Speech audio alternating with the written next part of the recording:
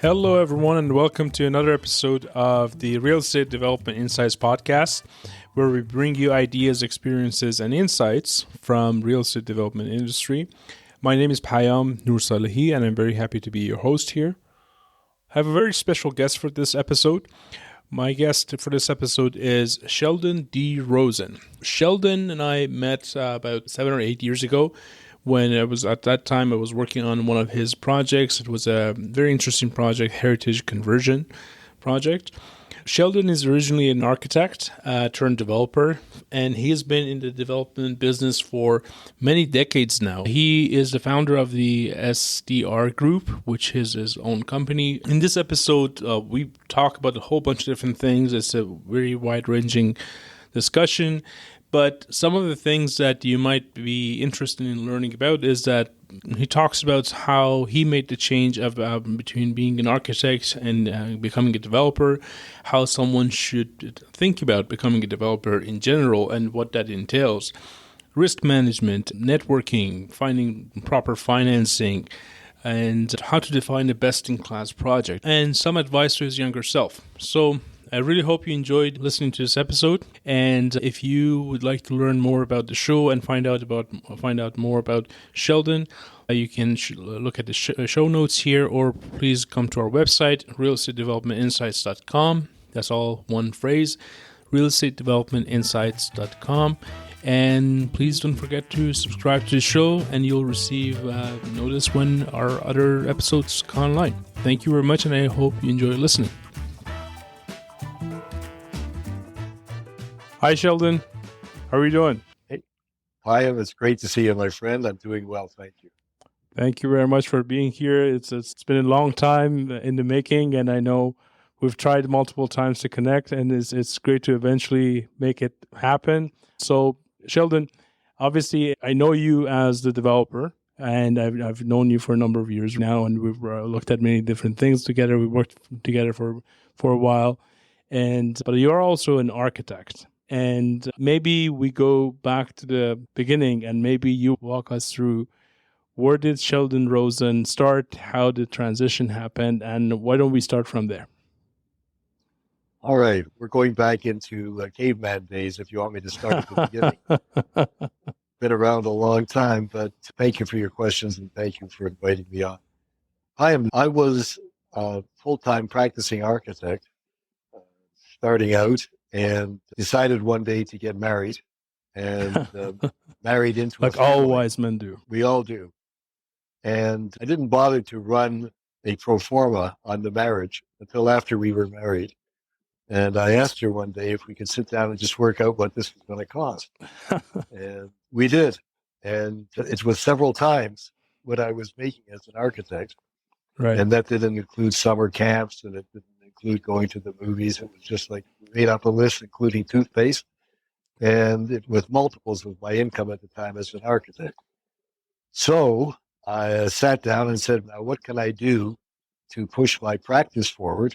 And as an architect, there's only a small window of things that you can do because it evolves on a kind of an organic basis. I had been to Europe just previous to that, and I had been to San Francisco just previous to that, and I was pretty excited by what I saw. And what I had seen was the beginnings in those municipalities of townhousing. And so I thought to myself, Toronto doesn't have any townhousing. That's how far back I'm going. I decided that it would be a great idea to build a couple of townhouses. And I had to be very careful because I was also an architect designing projects for other developers. And so I didn't want to step on their toes. So I chose a location in Forest Hill Village and was able to buy a big old house on a lovely 50-foot lot.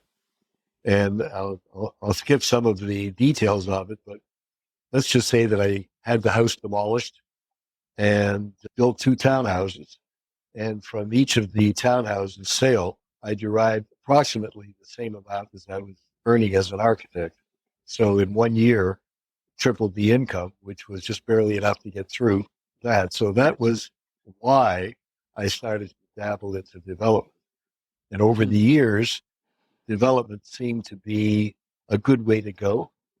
And we'll discuss this as we get into this. it's not an easy route. And anybody who thinks that it is has to take a very deep look at it, because it's not.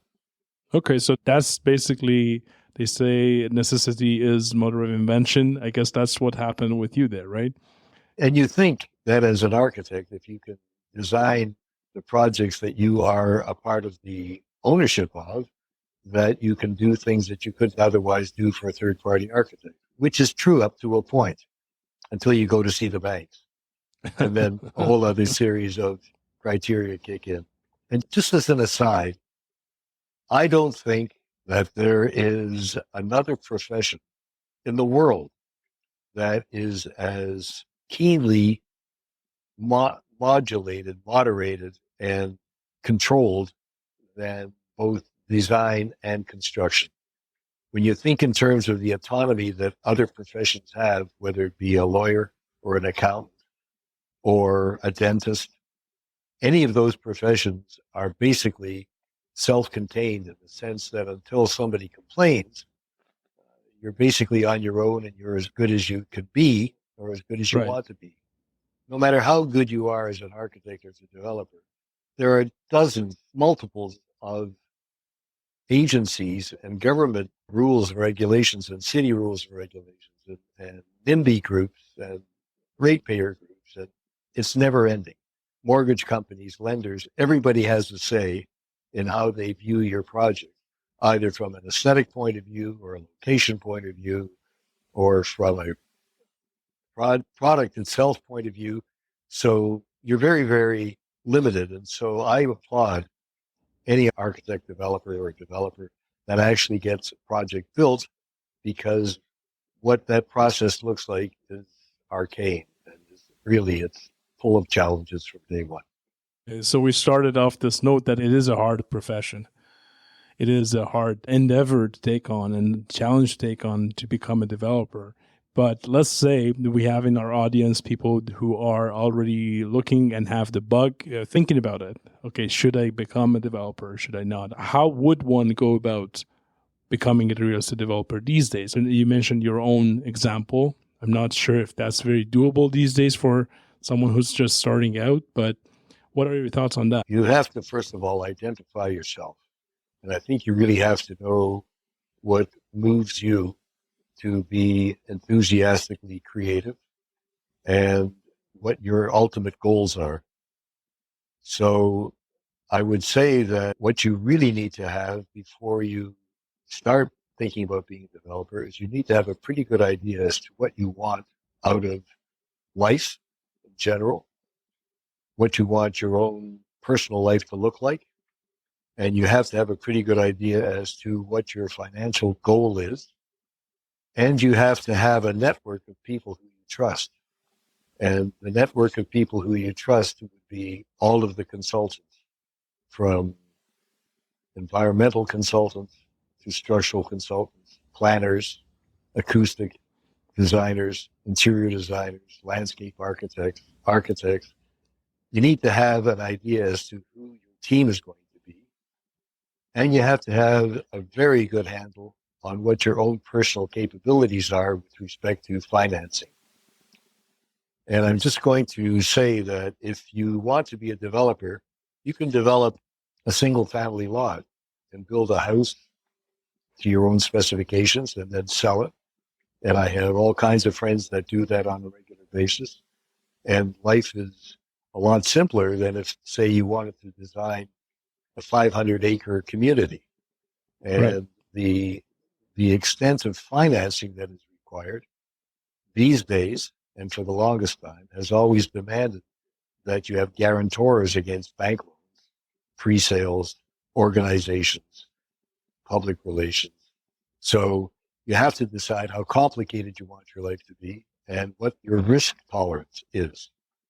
Mm-hmm. So I can't speak for somebody, because somebody might be born into a wealthy family, gone to the finest schools, and have family money to play with, so to speak, in order to get started. But the vast majority of people don't. And so you need to be able to attract somebody with enough capital. If you wanted, for instance, to do a typical Toronto high-rise building, you're talking about $100 million plus. Right. And you're going to be looking for about $20 million worth of your own funds that you're responsible for Right. in order to get into that game. So that may not be the place to start. So you have to understand who you are and what you want out of life, and then try to carve your pathway with those criteria in mind. Okay, that's a good way of looking at it. And just going back to what we were discussing, as a developer, you've been through this whole development process multiple times, numerous times, in different capacities as an architect, as a developer. And I'm guessing as a investor and partner, probably maybe in less active role in some cases. And one of the things that I've noticed through working with developers like yourselves is that you end up having to make some critical decisions through the project lifecycle, right? At the end of the day, the puck stops with you. Like we provide, the consultants team provides a lot of decisions supporting data and information and insight, if you may. And you will, as a developer, typically end up making a lot of critical decisions when to go to market or something like that, right? What are the top, let's say, 2 or 3 critical decisions that you think are like, these are the super important decisions that if you're a new developer, you need to know these are the decisions that are going to affect you in the long haul? People entertain themselves as they go through life in various ways. Right. Some people, for instance, go to Las Vegas and they gamble. Some people go to the horse races and they gamble. They play cards and they gamble. And behind all of that is odds and risk management. And I think the casinos these days use a tagline that sounds something like "Know your limit, stay within it." That I've heard that has good resonance in this game. Every project that you do has risk, and you have to understand how risk-friendly you are or risk-adverse you are. And because the game of architecture and development has a long gestation period, typically, if you're doing anything more than a single-family house, you're looking at years from the day that you think that you want to do something until the day that you can deliver it as a completed project. It's not unheard of for projects to take 5 years, 10 years to get done, or even to get started. And so one has to understand how one lives through that period of time, because you're heavily invested by then, both time and energy and creativity and money. And you're waiting for the end day when you can finally see a bottom line. So I think if you know who you are and what you want, it's a huge advantage to those who don't understand who they are and what they want. It's a dedication. And the other aspect of it is you have to understand in your own consciousness, why are you doing what you're doing? Are you doing it to be creative? Are you doing it for legacy purposes? Is it something that you feel passionate about, that you want to leave bricks and sticks on earth that you've designed? And I can tell you that when you think about it, our professors used to tell us that the work of an architect is 5% inspiration and 95% perspiration. And that's true. That's true. You have this idea, and you have it. And I mean, it might take a minute, it might take a day, it might take a week, but you have a concept. That's just like 1/1000th of the whole process to get it from that moment till this. And so all the other 99% of the time, you're grinding. You're getting all of these things lined up. And that said, there is nothing more exciting than cutting the ribbon on opening day. When you cut the ribbon on opening day, and if you've met your goals, it's a phenomenal thing. And so one has to decide what kind of choices you're going to make. Are you going to be an okay designer? Are you going to be money driven? Are you going to be creativity driven? Is it some combination of both? And each of the projects that you elect to take on is a commitment for years of your life. So one has to be self-adjudicating as to what you decide to take on. Interesting perspective. So if you want to get into real estate development, before committing dollars to any properties or parcels of land, you need to do a deep dive internally and say, okay, am I okay? Am I okay to do this and be involved with it? Because you're right. I've witnessed this many times that we go into a project and something that you never expect comes up, and something that is supposed to start in a year starts in 3 years or 5 years from there, and it is a long period, and it needs patience, right? Well, take an example of these days right now. If you decided to do a development, let's say 4 years ago, and you researched out what your pro forma was going to look like, and you inserted a cost of money. Let's say that you were doing, I'm going to use an apartment building. Let's say the apartment building was going to cost $100 million. If you were factoring in the cost of money, your cost of money in those days might have been 4%, 5%, maybe 6%. Depends if you're dealing with a bank or with an institutional lender. Today, if you're looking at that same project, it's going to be a multiple of that. And if you are having to invest $100 million at, say, 10 or 11% today, that means it's $10 million a year once you get down the track. That's coming out of your bottom line in terms of the profitability of the project. So it doesn't take many missteps for the time frame to expand, and all of a sudden you're hypothetically writing checks for $10,000 a day in interest payments. Doesn't take long. True. One has to be today you have to be very, very careful. And of course, we're in an awkward time right now. There have been some very, very good years leading up till now, and I'm sure that there will be good years coming up in the future. But at this moment in time, everybody is treading very lightly, making sure and being conservative as to what they're doing. We're part of that genre. That makes sense. The real estate business and the construction business does have a cyclical element to it. It's always had that, and it's just the length of the cycle, I think, has differed over the decades. And I'm sure you've experienced that. I'm betting that a good part of your audience either has wanted to purchase a private residence recently, or has children that are contemplating it. And I recall giving some guidance in my own family a few years ago when you could actually get a house mortgage for under 2%. And I said to them, I come from a generation of people who have seen house mortgages at 25%. Wow. So what stands between the 2% mortgage and the 25% mortgage is essentially world events over which you have zero control. Zero. There is no one person that can know with certainty what the interest rates are going to be as you go forward over this long duration of the gestation period of a project. Right. So one of the projects that I'm hoping you'll ask me about was one that we did in Arizona. That was actually my next question, yes. Well, I just want to point out one thing as a preliminary to that discussion. When we went into that project, prime rate was 4%, which was very manageable. When we were halfway through it, prime rate was 23%. Wow.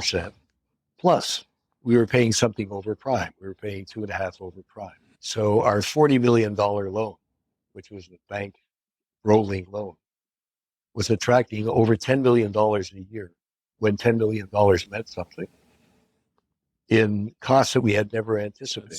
That's crazy. And well, it is crazy, because what do? I mean, you're in for a penny, you're in for a pound. So the other thing that maybe I should just mention to you is that if you decide that you want to develop something, my personal philosophy, which doesn't apply to everybody, is that you try to do the best of the genre of projects that you're doing. Doesn't have to be the most expensive, but in the target market in which you're aimed, it's which, I'm sorry? Best of the genre, right? What does Best that of the mean? genre. Oh, the genre, the type, genre No, I type. mean, how do you define the best of the genre in what you're Well, doing? the old adage, location has to be fantastic. The product itself has to be well thought through. It has to be well built, well designed, and it has to be custom tailored to the needs, not just the wants, but to the needs of the target market that you are going after. And your target market from project to project can be remarkably different. It can be first-time young homeowners to senior citizens who want to live in an extended care kind of environment. So you have to know really carefully what that market demands. So you have to think it through. And it's easy to be mundane. It's hard to believe, I recently saw a set of plans for a downtown Toronto condo that literally had 2 feet of closet space in it. Total. How crazy is Yeah, that? No place to yeah, hang a coat when you come in the front door, no place to keep any of your clothes. I mean, it relied upon the purchasers of the condo to go to IKEA and buy 5-foot sections of closet that they would install if there was room for it in the 400 yeah. square feet that they were going to be living in. You know, things have really changed. And so to do the best of your type means that you will anticipate what that particular target market needs to be able to live their life in a dignified way. And it may not be elaborate, but it has to work. And so we make sure that everything that we get involved with works and that people can walk away with a sense of pride in their purchase if they purchase something from you. Yes. Okay, that's interesting. So I want to go back. You mentioned 5% inspiration and 95% perspiration, but I want to talk about Right. for that 5% for a second. And I want to talk about the project, the inception of a project, right? And I've Right. witnessed you do this probably almost, I don't know, maybe half a dozen times at this point throughout the years. That's true. And I've seen you take a piece of paper with a survey on it, with basically a few lines drawn on it, and it goes from one-page document to a vision, I want to call it, or something that you can share with other people. And again, it's a story, it's a vision, maybe it's even a short clip in someone's mind that then becomes a project. And I've seen you do that a few times, like I said, over the past many years. And maybe walk us through that, because I think, and I've told you this before, I really would like to learn that. How do you do that? You take that and you look at a piece of land that probably no one else would see what you just saw, and maybe walk us through that process. Tell us about a time that you looked at something and said, you know what, this is worth more. This is worth to be such and such. Well, maybe we should do a case study. Sure. Because there's a limit to how much creativity you can be taught. Mm-hmm. You can be taught to do things correctly, but you can't necessarily teach creativity. Creativity, I think, is innate in all of us at some level. And interestingly enough, if you take a creative person to a vacant piece of land, that person will ask themselves if they are themselves the developer, as opposed to being an architect hired by an owner who has a need and has a want and can tell you what they want. Right. In that scenario, your life is a lot easier because you know what it is that you're expected to do. If you're on your own and you step onto a vacant parcel of land, you have to have a pretty good idea as to what will work and what is needed. And that's the starting point. If you go to downtown Toronto, as an example, you pretty much know that if you wanted to do a residential building, you pretty much know what everybody else is doing. You pretty much know what everybody else is selling. And so you have to say to yourself, well, who's my market? Is my market exactly the same as theirs? And there are these very, very excellent organizations that will give you the statistics as to what people are building and what they're selling for, etc. But that only gives you the bare bones of, for instance, what a condominium might look like. So you have to decide whether you want to build into that same market. You have to have done research to see to what extent that market is satisfied and who's been left out. Maybe who's been left out are people who need 3-bedroom suites, large family suites. That makes sense. Maybe you need to build something which is contrarian in the sense that nobody is doing it, and therefore that market is completely untapped.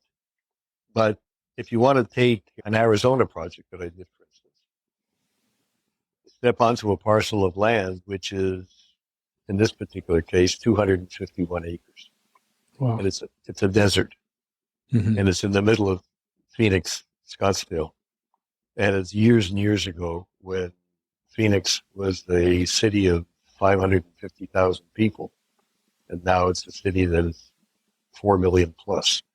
You just felt the electricity in the air that this was a place that was about to explode into enthusiasm and building.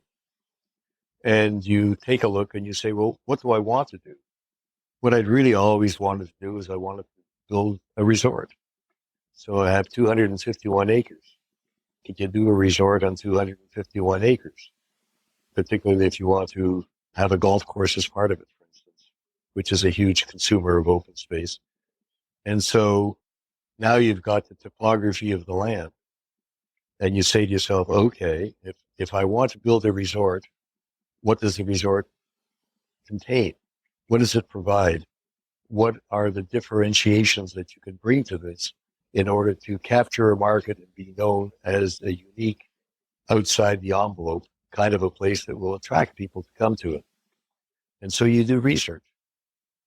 And hopefully, what every creative person should be doing with their life is they should be avidly traveling, looking at what's been done over the years, see what's been done in Europe, see what's been done in South America, see what's been done in Asia, and understand what the dynamics of excellence looks like, and then try to be the most excellent of all of them within economic realities.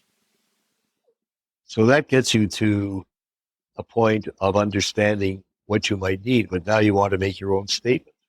And that's where the creative person comes to life, because their idea of their creativity is what brings life and essence to the project.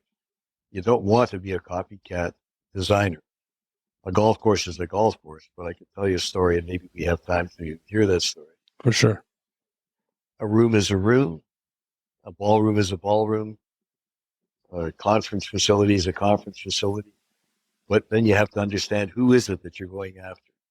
Who do you want to have there that will experience what you're providing? And do you want their experience to be first class? It's amazing to me today when I talk to young architects who have not had the interest or possibly the ability to see anything. I mean, they come out of I'm going to say, a moderate background. They've gone to a typical school and they have imagination, but they have no experience.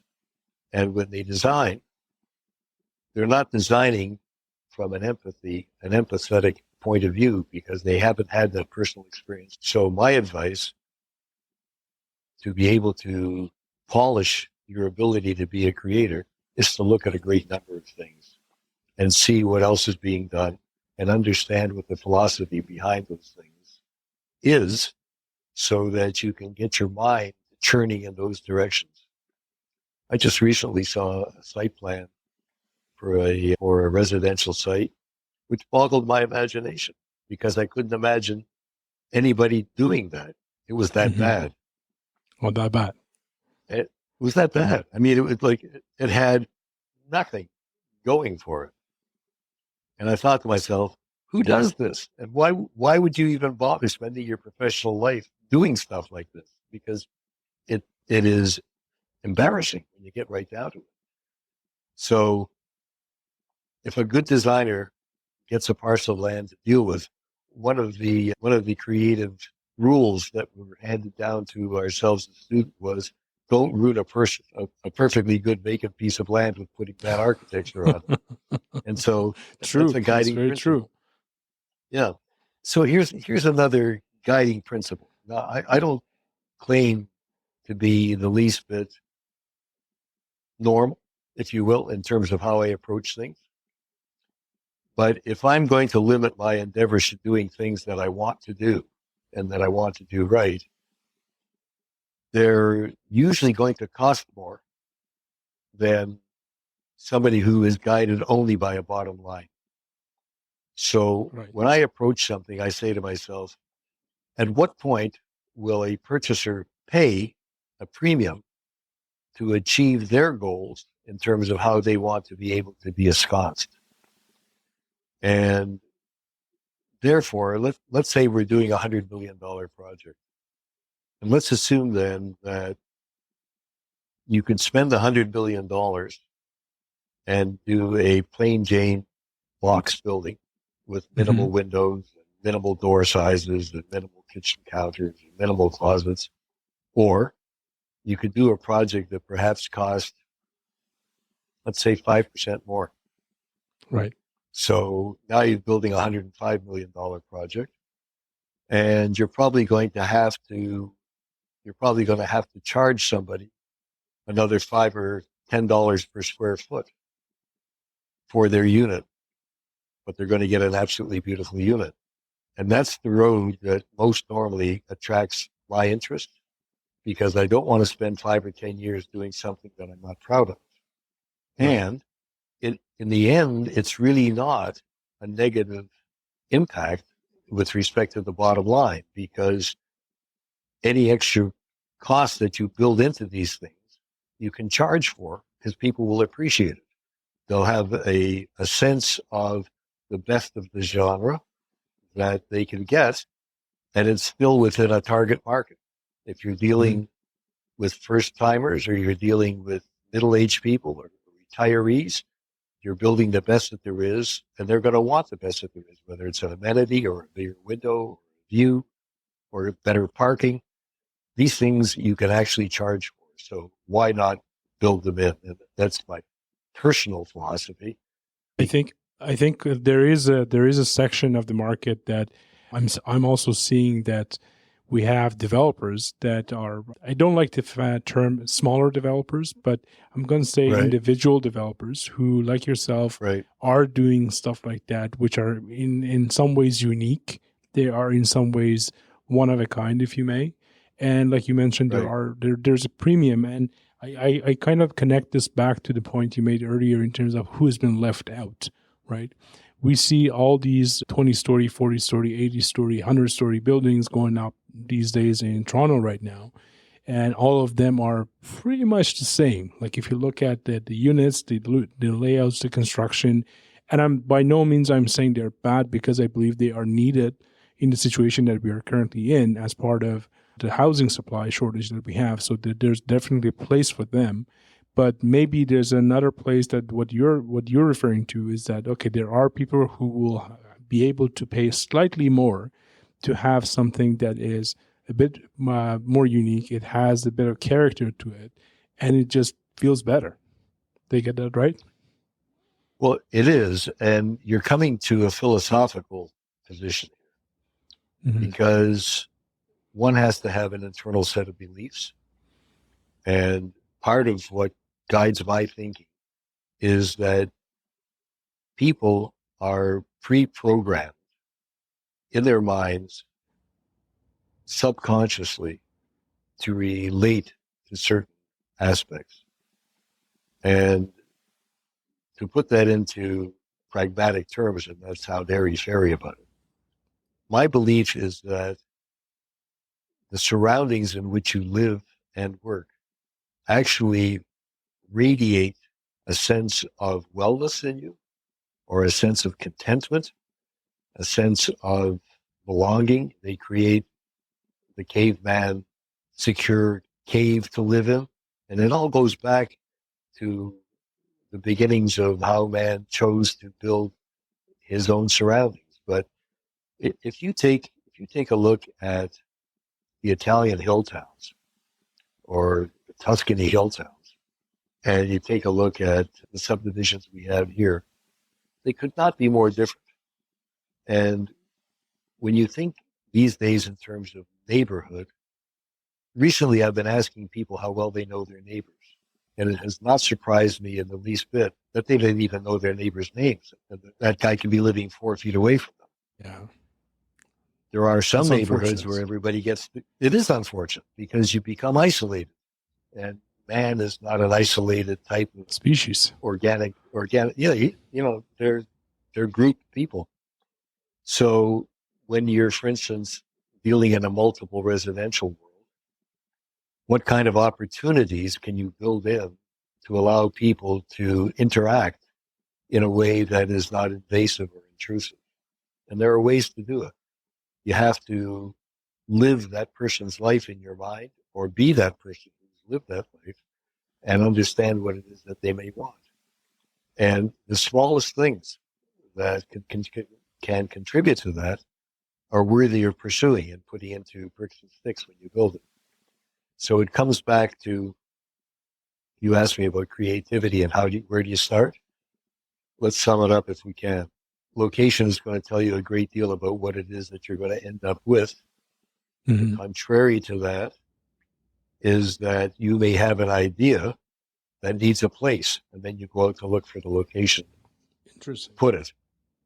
And both of those are equally important. Most often, the location comes in the front door on its own volition, and now you have to deal with it. Otherwise, for instance, you woke up tomorrow morning and you said you wanted to build an institution which would house people in their late days of Alzheimer's, and there's no site. Now you have to go out and look for a site. Well, I'm not going to go into all the questions you have to ask, but there's a range of questions you should be asking as to what do those people need? Are they ever going to walk out the front door? And if they're not, what are they going to have inside that makes life worth living, even for those who are barely on the edge of understanding that they're alive? So Right. all of those things, it's remarkably different than if you were going to go to the Turks and Caicos and build a resort for the super wealthy.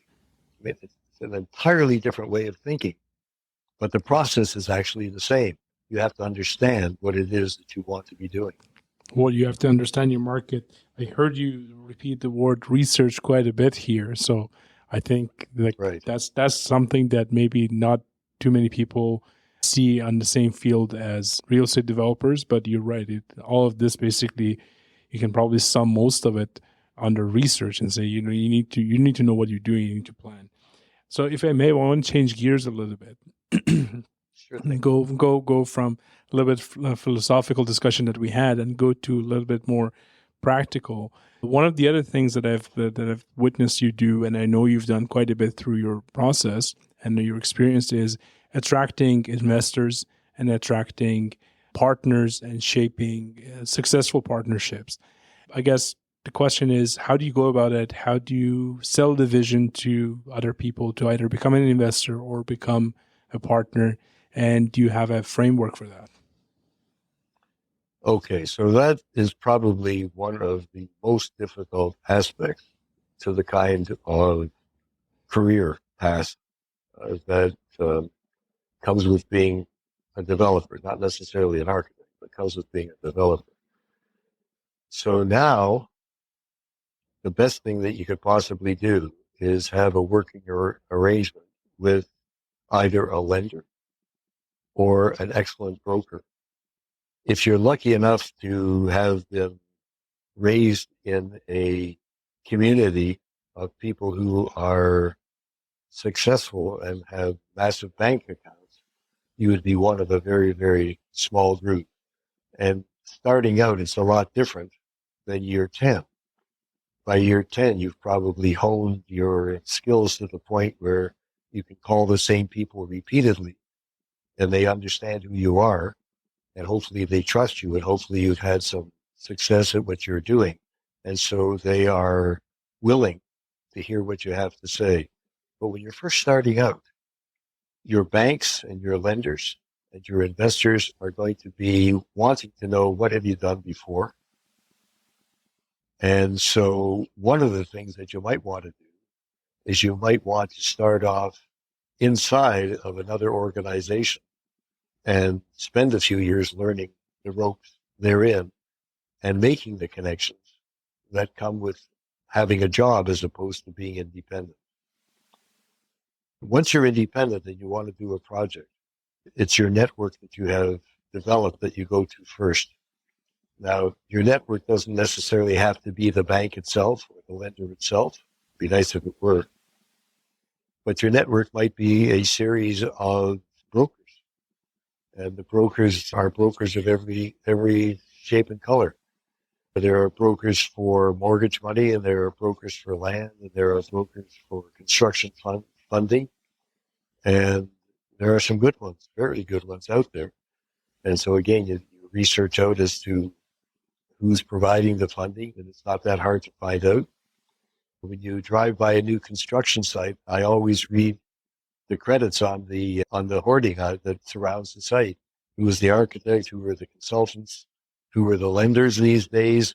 You're going to find that the banks will put up a sign because they want to be recognized as being the lender, and you get to know who's lending to what kind of a thing, and that's a starting point. But in the end, you're going to have credibility.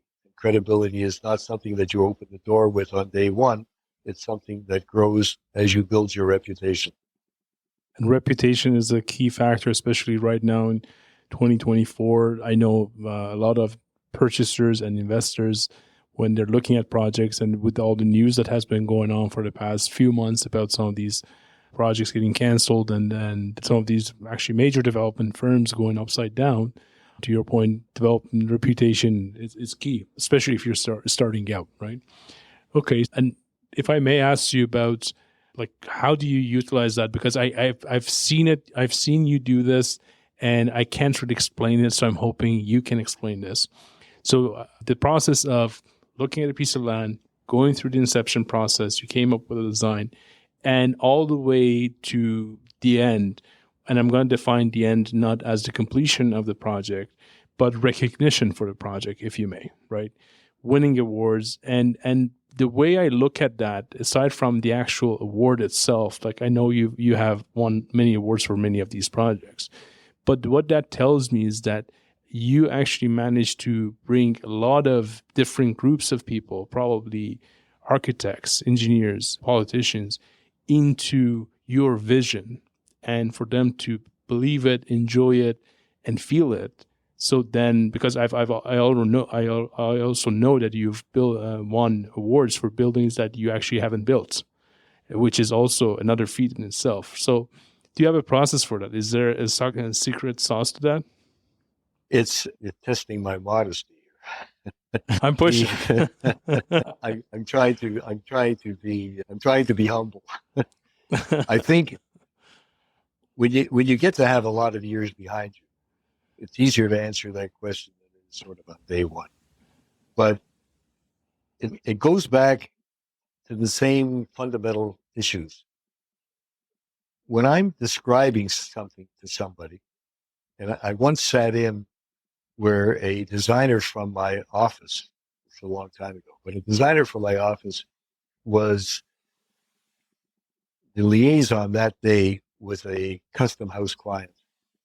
Mm-hmm. And I wanted them to grow into the job. And so I asked them to take the meeting with the client, and that I would sit in from time to time as they were, discussing the design, which we as an office had prepared.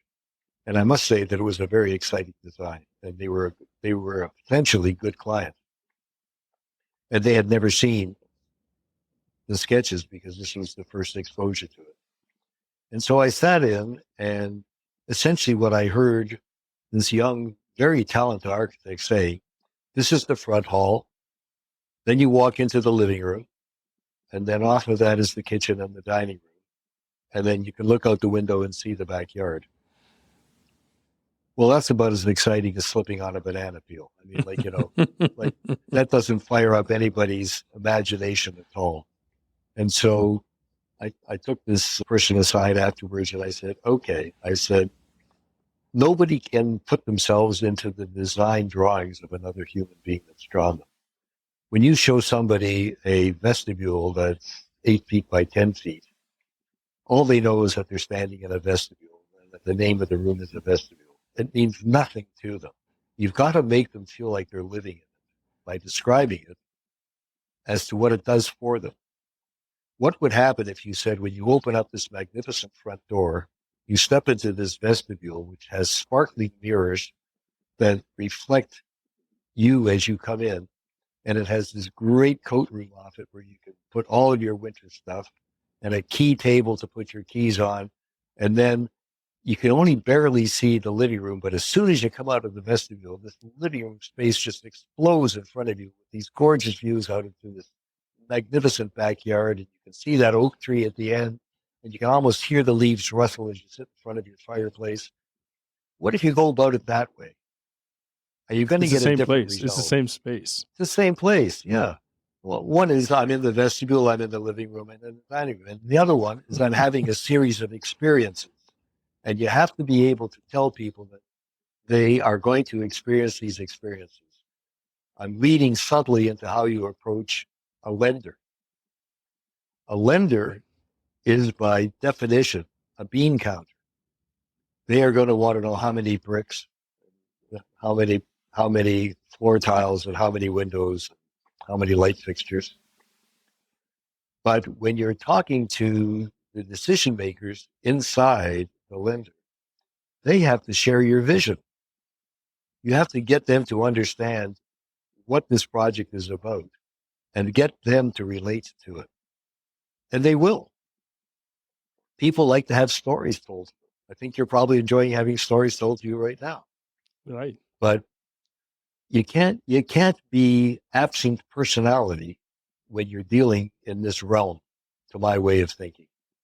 Mm-hmm. And excellence comes in different forms. I want to tell you a little story that was part of my guiding light, if you will. Please. There was this Canadian collector, young guy, young family, Canadian collector of fine art. And every spare penny that they could get, they bought a fine piece of art. And they didn't really have any masters, but they had good stuff. And their hope was that it would appreciate. And one day, they decided that they would go to Spain. And when they were in Spain, they decided that they wanted to go and visit with Picasso. He was still alive at that point.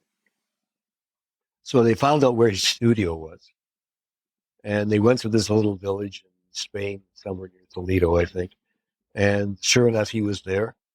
And he explained to Picasso that he was a young investor. He didn't have a lot of money, but he wanted to own a Picasso. How do I own a Picasso? So Picasso said, well, come out to my studio. I'll show you what I presently have.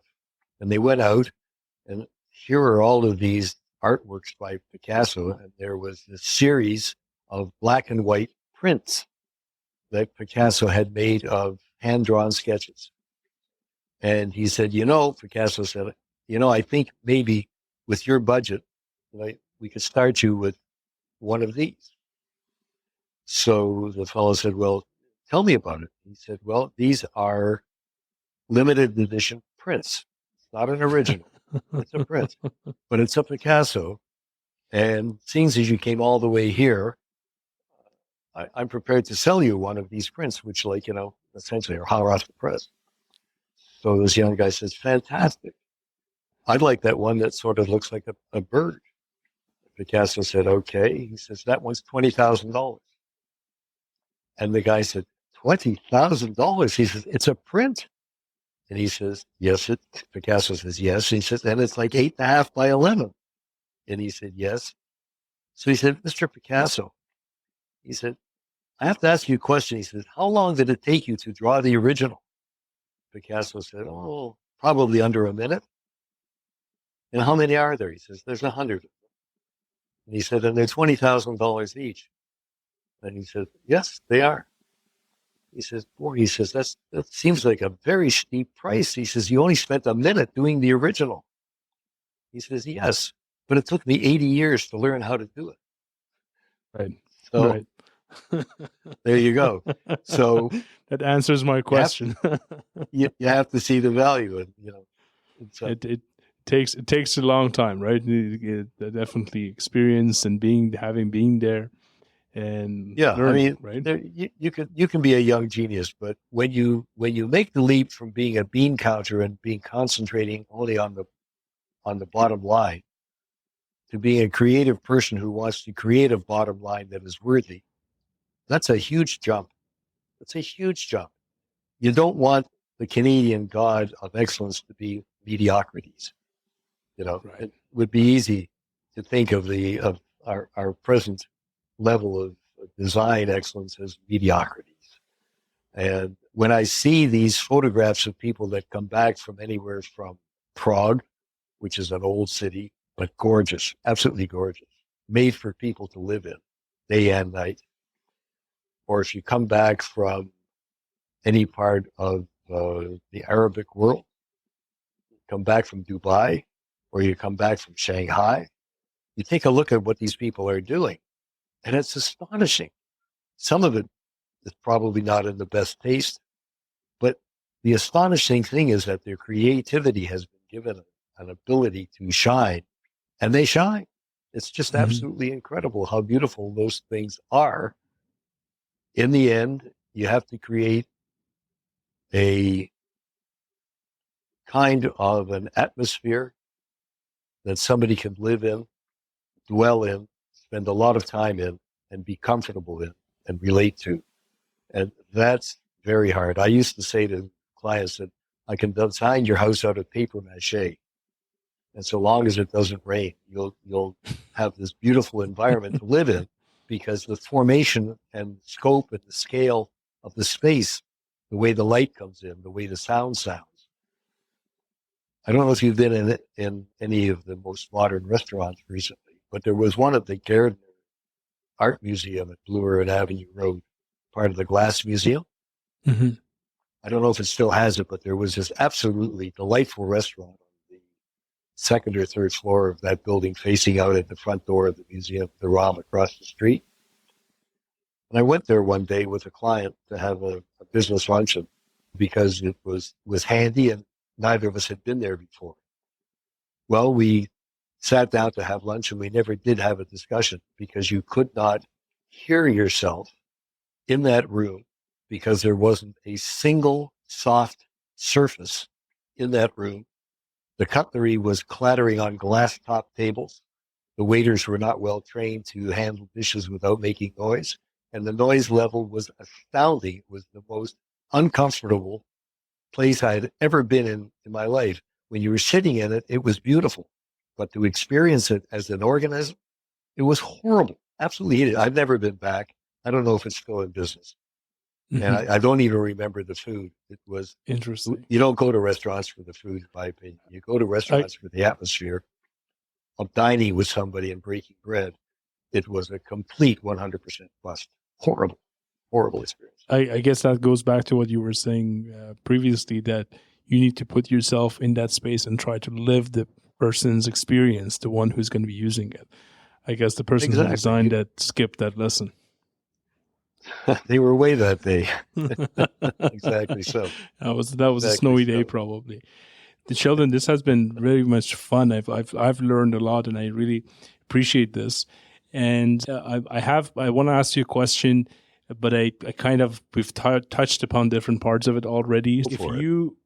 you were to go back and give the Sheldon in the 20s and 30 years, in his 20s and his 30s, I don't know, 2 3 pointers in terms of what would you have done differently when obviously all of us can talk about general life stuff, but in terms of your career, your real estate development journey, your investments, what are the major pointers, or what is the one thing or two things that you wish you would have known then that would have helped shape your career differently for the better? I hope.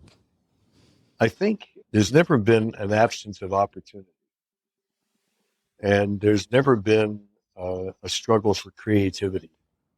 Usually, usually those two things happen easily. So I think what you might want to do, and what I would strive to do, even now, is to create solid business relationships that you can count on for being repetitive. Because in a way, being an architect is to start a new business every time you start a new project. I read a book recently that was about Ron Tom, the architect, and he was a famous West Coast architect that did some famous things throughout Canada and other places. In Toronto, Massey College comes to mind, and Peterborough, Trent University comes to mind. But he fell in love with his projects, and he was a socialite, if you will. He mingled with his clients at a very intimate level, and they became friends, they became dinner companions, yada, yada. And he had associations with high-ranking people in institutional type of places. So connections are very important. I think from a development, if you want to be a developer, the most important connection that you should make early on is to find a lender who understands you, who likes you, who trusts you after they've done the first couple of projects and will be there so that you can go back to them repetitively with a pretty strong idea that they will become involved in your projects and see your vision. That's a very hard thing to do. And I would say that you should spend as much time doing that as anything else. The network is extremely important. Strong, and solid network that you can rely on. Absolutely. And that goes for consultants, and that goes for mainly the lenders and the broker community, because those people can be your best friends. And when I say that, you don't necessarily want to go fishing with them. A lot of people use that social network, but my vision has always been to remain well regarded as opposed to drinking beer. Right. If you know what I'm saying. Gotcha. Yep. Right. Gotcha. So Understood. professionalism, the old adages of say what you mean and mean what you say. Get it done. Stick to your word. A bargain is a bargain. That's always good advice.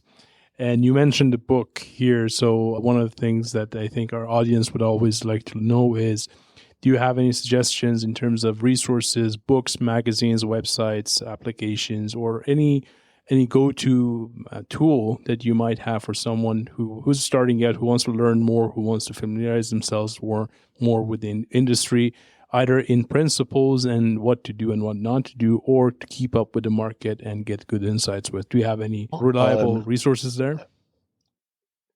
Reliable is a key word there. Yeah. Because I think, well, in the good old days, and I'm talking way back when design was kind of paramount in everybody's life, there were small boutique magazines that came out.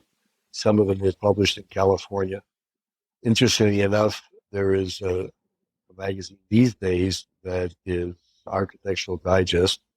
They are mostly not contemporary, but they are usually extremely fanciful places that capture the imagination. There are excellent books on architecture which are available at major bookstores, and certainly online you can find them. And I think travel is the best of all possible teachers. Yeah, I think that's the best of all possible teachers. And I think you have to experience living in various kinds of cities, even if it's only for a 7-day, journey. One should really get involved in the life of the city and find out where the citizens of the city do their thing, whatever it is, going out for dinner or going to a play, as opposed to doing the touristic thing. Mm-hmm. The last time I, for instance, was in Venice, it was so remarkably different from the first time that I was there. The first time that I was there was myself and another couple of recent grads from university. And we had the city to ourselves, and it was phenomenal. The last time I was there, you couldn't find a place to stand on the sidewalk because there were so many tourists. It was completely ruination of the city. Shortly thereafter, I read that they had the idea of instituting a fee to go to see Venice to dissuade these large scale mass tourism flows of people to get them there. Astonishing, for instance, to see a major ocean liner that's the length of 5 city blocks or 10 city blocks sitting in the Grand Canal. What a horrible experience that is. It's a total ruination. So what would I recommend? I'll tell you where a great deal of my personal information comes from these days. I'm one of the few people I know that still subscribes to having a morning newspaper thrown on the morning newspaper. Right. And in this particular case, I'm talking about the Globe and Mail.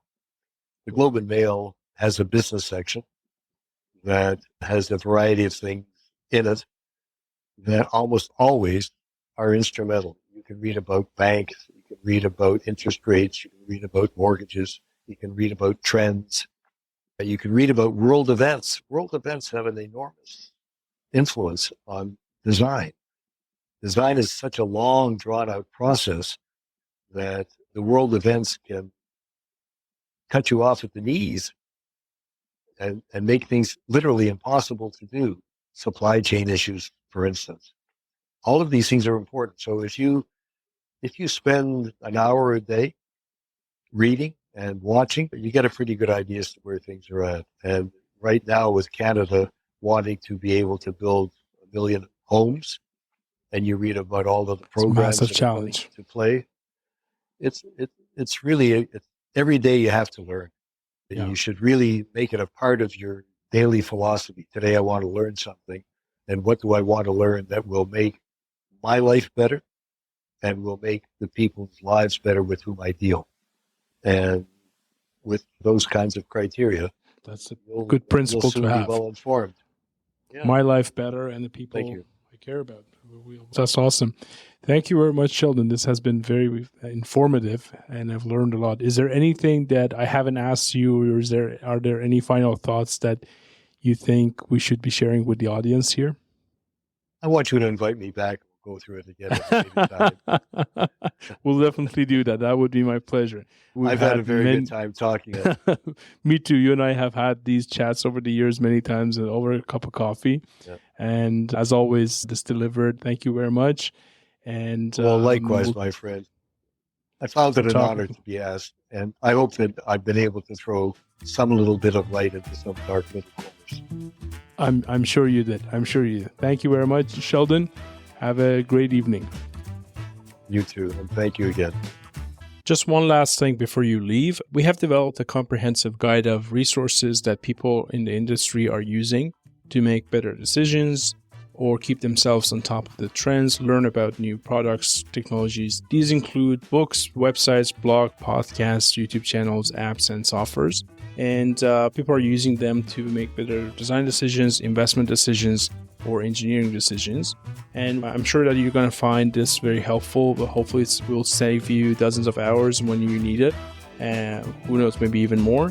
This is a live document that we're going to keep updating every few months. Please go to our website, realestatedevelopmentinsights.com, and you can get a free copy of this document for yourself, realestatedevelopmentinsights.com, to get the free PDF resource. Thank you very much.